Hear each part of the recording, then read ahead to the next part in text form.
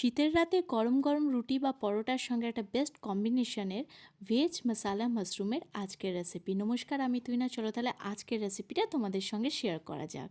প্রথমে দুটো মশলা বেটে নিতে হবে। এখানে নিয়েছি গাজর, আদা, টমেটো, শুকনো লঙ্কা, গোটা জিরে, আর একটা বাটিতে নিয়েছি কাজু, মগজ, সাদা তিল।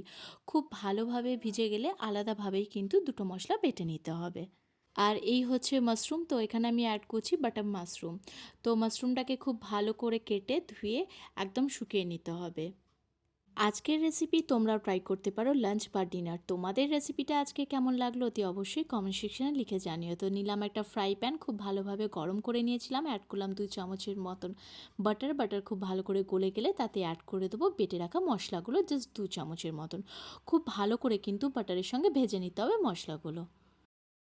রেগুলার মশলার মধ্যে যেমন ওই হাফ চামচের মতন হলদি পাউডার, আর তাতে অ্যাড করলাম স্বাদ অনুযায়ী নুন, চিনি, আর তাতে অ্যাড করলাম জাস্ট ঝালটা সম্পূর্ণ নিজের ওপর রেড চিলি পাউডার দিয়ে খুব ভালো করে মিক্স করে নিতে হবে। সব মশলাগুলো একসাথে খুব ভালো করে মিক্স করে নেব। দেন অ্যাড করব কেটে রাখা মাশরুমগুলো দিয়ে মশলার সঙ্গে খুব ভালো করে কিন্তু ভেজে নিতে হবে।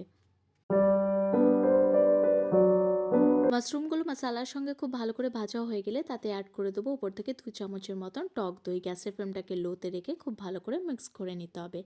দেন অ্যাড করব অল্প পরিমাণ মতন গরম জল, যাতে মিক্স হয়ে যায় সব কিছু মশলার মাশরুমটা।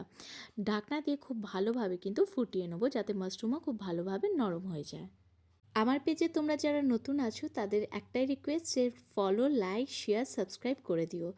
নতুন ব্লগ বা নতুন রেসিপি এলে অতি অবশ্যই তোমাদের কাছে নোটিফিকেশান পৌঁছে যাবে। আজকের রেসিপি একদম কমপ্লিট। দেখা হচ্ছে নেক্সট একটি নতুন রেসিপির নতুন ব্লগের সঙ্গে।